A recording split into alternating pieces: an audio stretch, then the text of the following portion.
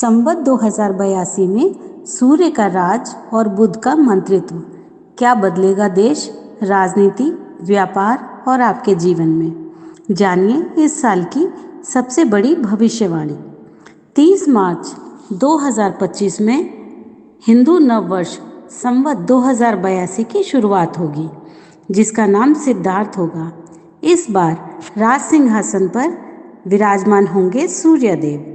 राजा सूर्य के प्रभाव से ये वर्ष उग्र, तेजस्वी और निर्णायक साबित होगा। सत्ता में बड़े बदलाव, कड़े फैसले और कूटनीति की नई दिशा इस साल की सबसे बड़ी खासियत होगी। सूर्य का राज, शासन में जबरदस्त हलचल। जब सूर्य राजा होते हैं तो शासन सख्त होता है, बड़े निर्णय लिए जाते हैं और देश को नई दिशा मिलती है। नेतृत्व मजबूत होगा, सरकार शक्तिशाली बनेगी, विदेश नीति में बड़े बदलाव होंगे, भारत का कद ऊंचा होगा, सैन्य शक्ति और सुरक्षा को बढ़ावा मिलेगा। बुध का मंत्री बनना, व्यापार और बुद्धिजीवियों का दबदबा। संवत 2082 में मंत्री ग्रह बुध हैं, जो व्यापार, शिक्षा और कूटनीति का प्रतीक हैं। बाजार में हलचल रहेगी, शेयर बाजार में उतार चढ़ाव दिखेंगे। टेक्नोलॉजी और शिक्षा, मीडिया में बड़े बदलाव होंगे। चतुर और चालाक लोगों की चलने वाली है। देश और समाज पर प्रभाव, सत्ता में नए चेहरे, राजनीति में बड़े बदलाव, धार्मिक उन्नति और सनातन संस्कृति की ओर बढ़ता झुकाव। शासन में अनुशासन बढ़ेगा। लापरवाह लोगों के लिए ये साल कठिन समय वाला होगा। प्राकृतिक संकेत, सावधान रहें। गर्मी अधिक होगी, जल संकट से जूझना पड़ सकता है।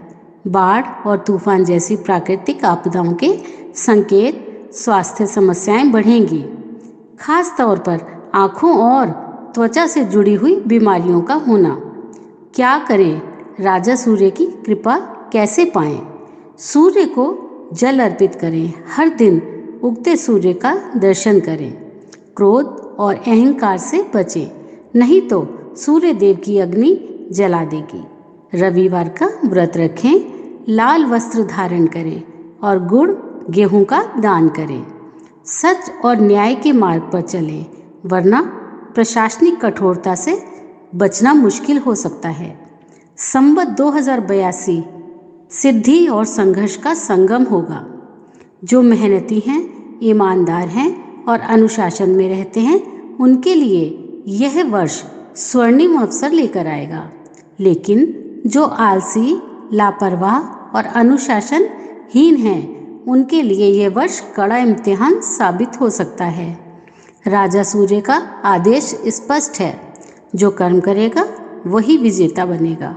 कैसे तय होता है संवत्सर का राजा? संवत्सर का राजा मंत्री और अन्य पदाधिकारियों का निर्णय वार, नक्षत्र आधारित प्रणाली से किया जाता है। यह निर्णय हिंदू पंचांग के अनुसार नव वर्ष चैत्र शुक्ल प्रतिपदा के दिन पड़ने वाले वार यानी के दिन पर निर्भर करता है। हिंदू नववर्ष जिस दिन से शुरू होता है, उसी दिन के स्वामी ग्रह को संवत्सर का राजा माना जाता है। संवत्सर 2082 का आरंभ 30 मार्च 2025 रविवार से हो रहा है और रविवार का स्वामी सूर्यदेव हैं। इसलिए संवत्सर 2082 का राजा सूर्यदेव होंगे। संवत्सर के अन्य पदाधिकारी कैसे तय होते हैं? राजा के अलावा अन्य पदाधिकारी भी ग्रहों की स्थिति से तय होते हैं। मंत्री, नव वर्ष के पहले दिन का लगन या चंद्रमा जिस ग्रह के नक्षत्र में होगा, वही इस वर्ष का मंत्री होगा। संवत्सर 2082 में बुध मंत्री होंगे, क्योंकि उस दिन चंद्रमा बुध से संबंधित नक्षत्र में रहेंगे।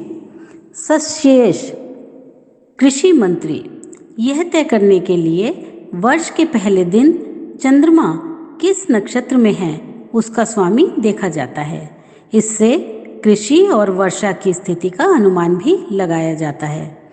धनाधिपति, आर्थिक स्थिति का कारक।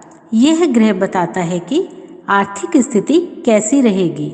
ये सूर्य और चंद्रमा की स्थिति के आधार पर तय होता है। मेघाधिपति वर्षा का कारक। ये बताता है कि वर्षा कैसी होगी और जल स्रोतों की स्थिति कैसी रहेगी। ये नव वर्ष के समय गुरु और शुक्र की स्थिति से तय किया जाता है। रसायाधिपति औषधि और स्वास्थ्य।